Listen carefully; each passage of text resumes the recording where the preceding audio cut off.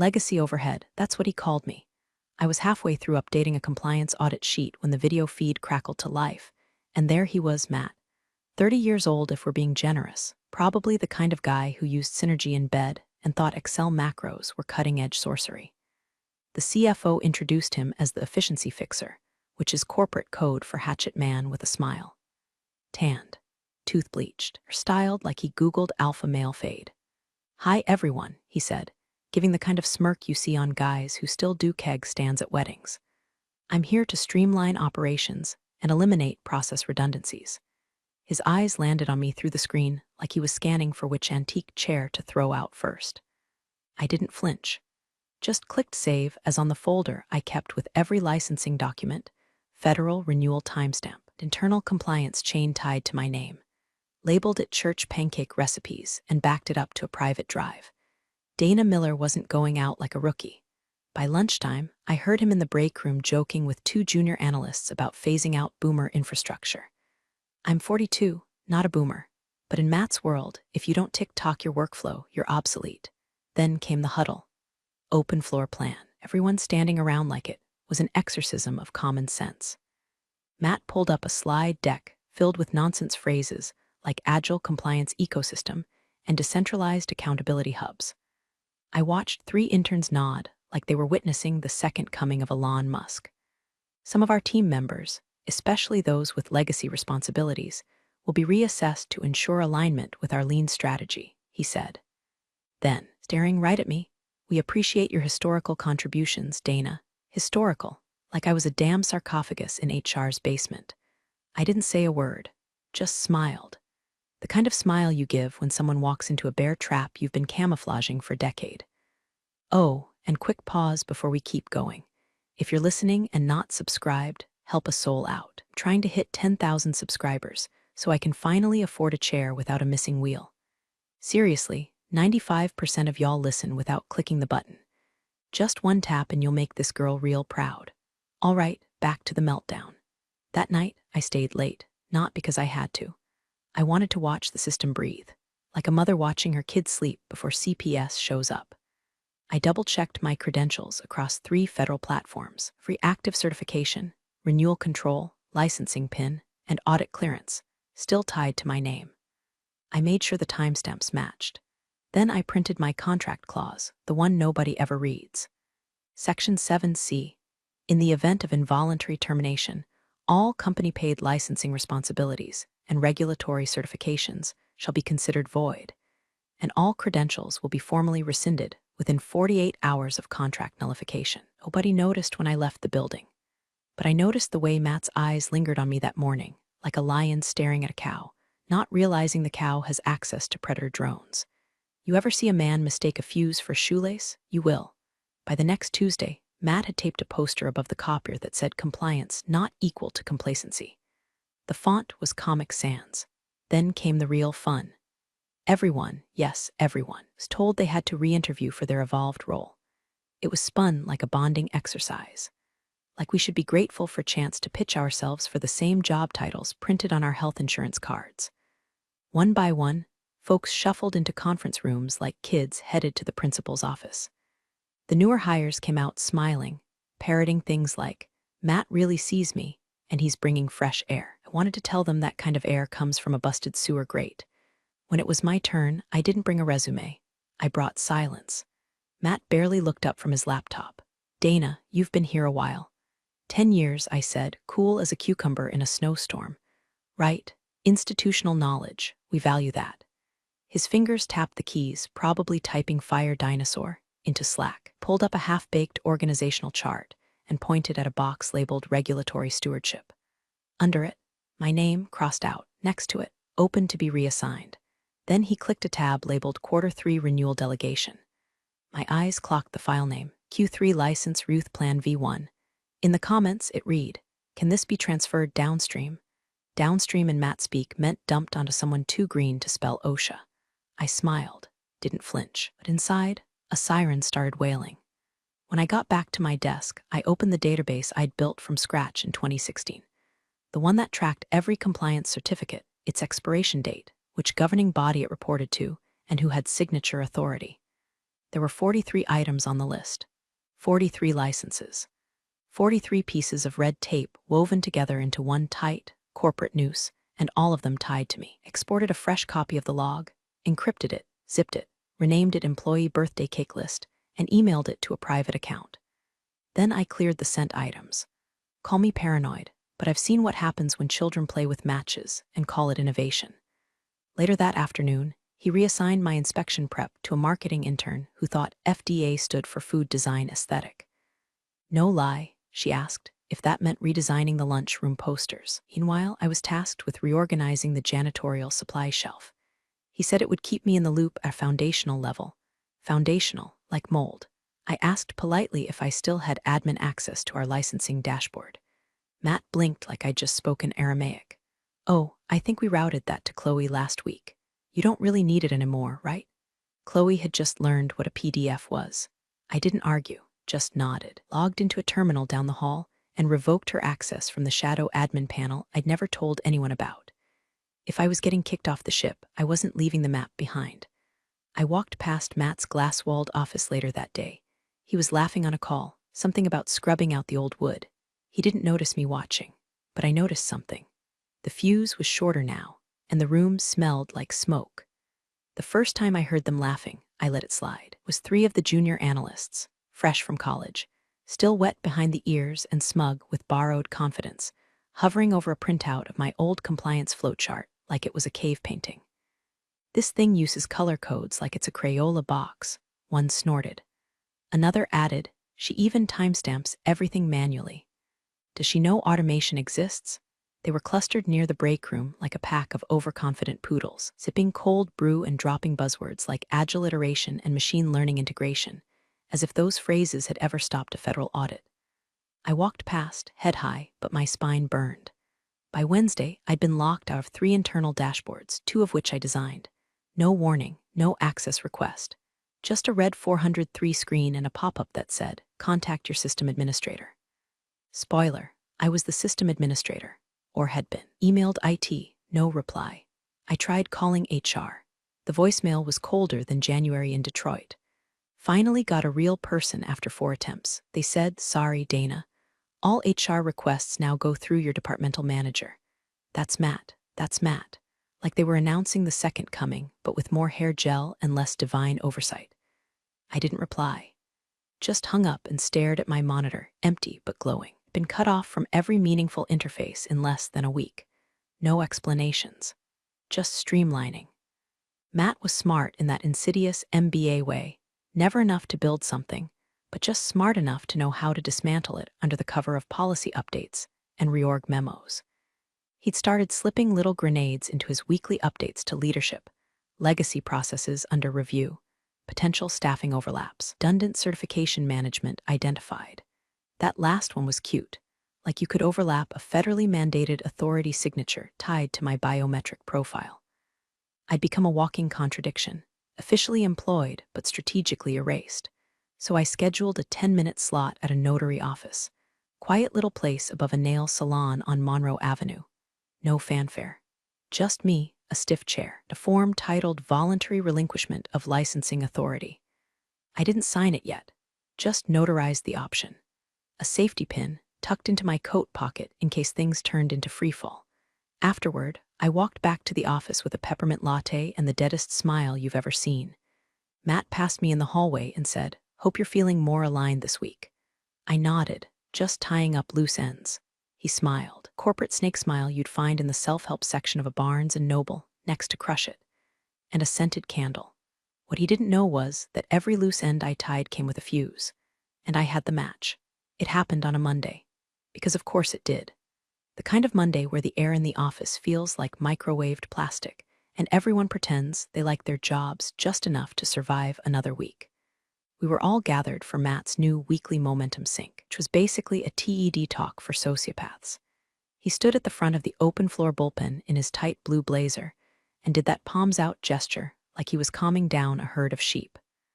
"Let's start with some candor," he said. "That's how you always know someone's about to gut you in public, when they lead with candor.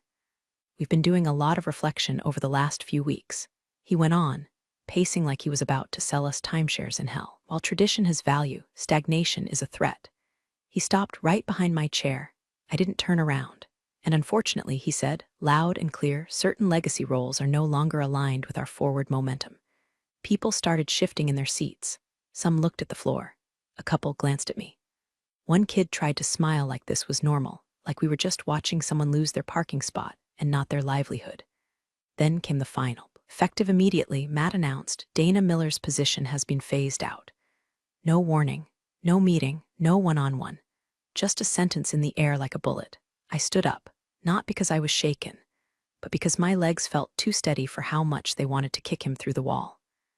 HR, two of them, both young, both avoiding eye contact, walked up holding a glossy folder like they were delivering communion. I took it, opened it, flipped to the termination page. No severance, just legalese and a line to sign. I pulled a pen from my own bag, signed it in a single stroke, then said, I'll need a printed copy. Matt blinked. It's all digital, I said, printed. HR hesitated. I stared.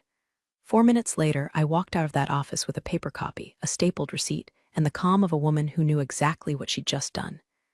You see, when I signed that form, Section 7C of my contract activated a silent clause across 3 federal databases. An invisible tripwire. Every active certification paid for by the company, my certifications, immediately queued for auto-revocation. Not just expired, not just suspended, nullified. At 7:13 p.m. that night, my phone pinged with a confirmation email. Your authority over licenses #CN 8835-44, #FD 2210-98, and #MDR 5081-02 has been formally relinquished. Entities dependent on these licenses will be marked non-compliant in 24 hours unless reauthorized by a certified replacement. I didn't forward it, didn't screenshot it, didn't even reply. I just sat in my apartment, sipped boxed Merlot, watched reruns of The Golden Girls, while the digital noose started tightening around Matt's precious forward momentum. And I slept like a goddamn baby. Wednesday morning started with a whimper and a very expensive box of nothing. At 9:04 a.m., procurement tried to confirm shipment of medical-grade filtration components for one of our biotech clients, stuff you don't even breathe near without 3 signatures and a biohazard stamp. The vendor's reply: cannot fulfill shipment. Receiving entity listed as inactive. License CN 8835-44 expired. Contact listed certifying officer. Guess who that was? 10 minutes later, IT started logging anomalies. Logins failed. API calls choked. A scheduled data sync to the FDA's audit portal returned a rejection code. Invalid license holder. That same hour, our internal license dashboard, once as clean and green as a freshly mowed lawn, started lighting up like a Christmas tree in hell. Red alerts. Inactive flags. Credentials marked orphaned. Matt, ever the smooth-brained diplomat, strolled into the operations pod with a to-go cup from some downtown cafe and said, we'll just update the contact info. One of the compliance analysts, poor kid named Renee, tried to explain. Sir, contact updates require certification reauthorization. Dana was the certifying officer. Legally, Matt blinked, so do it anyway. She was the only credentialed officer with reauthorization authority across all active verticals. No one else is registered with the Federal Compliance Board, and the re-registration period, it takes weeks. There was a silence. Not the awkward kind, the fatal kind. Like watching someone realize the iceberg isn't gonna move. Matt rubbed his temples and muttered, why the hell didn't anyone tell me this earlier?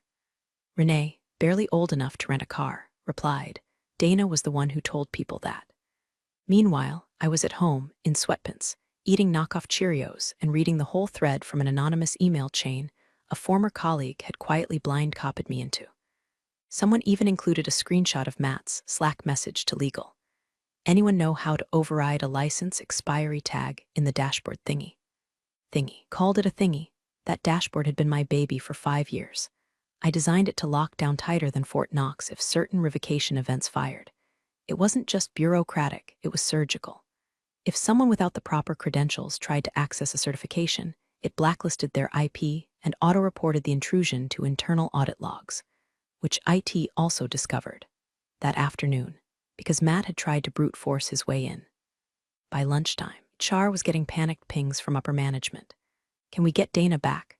Does her NDA prevent communication?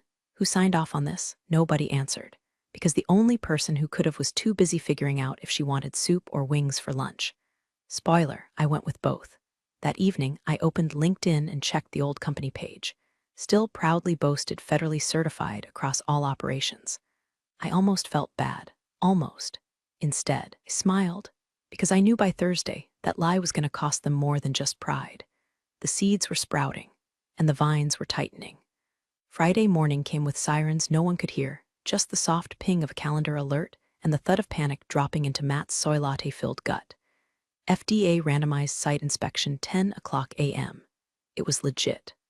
Random, yes, but randomized within a window Dana had always planned for, quietly, annually. Color-coded spreadsheet, cross-referenced against vendor contract terms, renewal cycles, and the phases of the damn moon if needed. The auditors didn't play. They walked in with clipboards and the moral authority of IRS agents in Kevlar. By 9:22, the front desk called compliance. 3 inspectors here. They're asking for the license holder.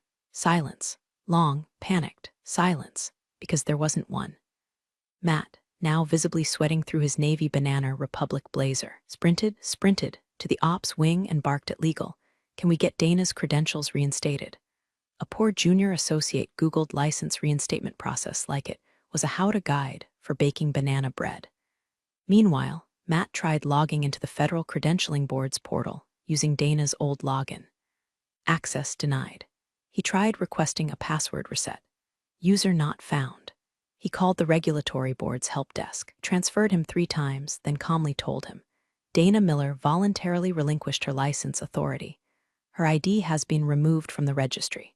Reinstatement requires full recertification. Average timeline, 4-6 weeks. Matt stared at the speakerphone like it had just slapped his mother. He turned to HR.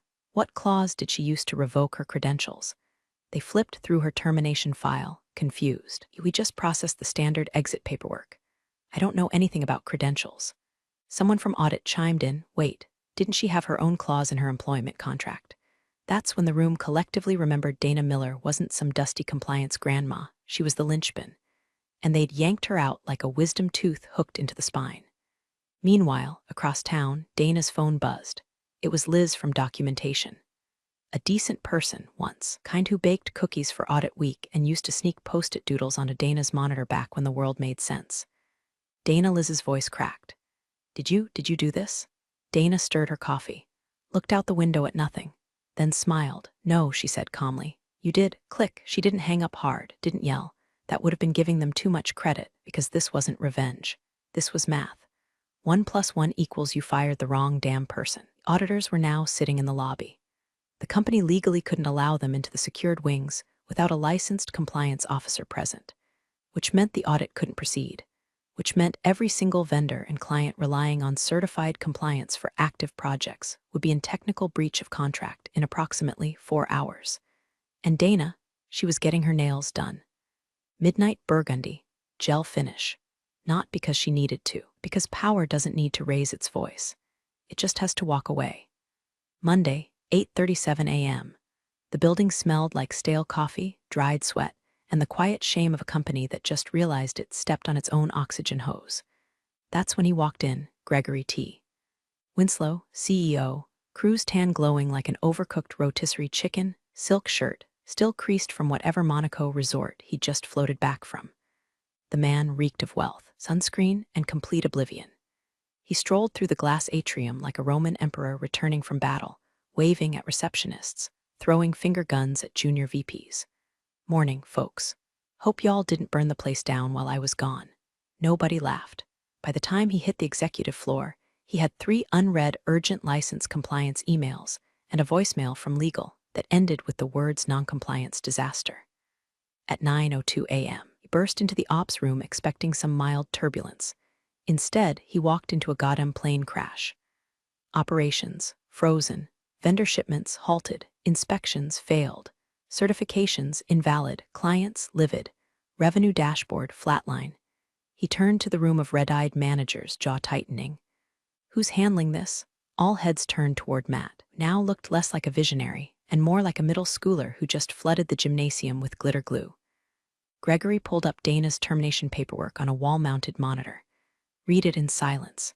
Then scrolled some more. Finally, he said it quietly at first, like he couldn't believe the syllables as they came out. You fired the license holder? Matt opened his mouth, closed it. Gregory's voice didn't rise. It dropped. Fired the person with sole federal licensing authority across all departments. Matt stammered. Her responsibilities were deemed redundant. Gregory laughed, but not like a joke laugh, more like a "I just found out my kid sold our car for crypto" laugh. He pointed at the screen. Her name is on every regulatory document, every active license, every renewal path, every legal compliance chain this company depends on to exist. Flipped open a manila folder legal had rushed in with. Here's our top 5 suspended vendors. All contracts frozen due to expired certs. And here, he tossed a paper onto the table like a blackjack dealer, Dana Miller, listed on every single one. Gregory spun back to the room. And you let a kid who still writes in buzzword soup fire her? Matt tried one last Hail Mary.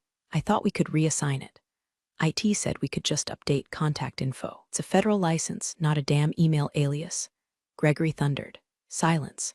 Then he grabbed his phone, looked up Dana's contact. Nothing. HR piped up. We tried reaching her. She's unresponsive. Gregory sighed, sat down, rubbed his temples like the sunburn had crawled behind his eyes. Then, get her back, Matt coughed. She might not want to come back.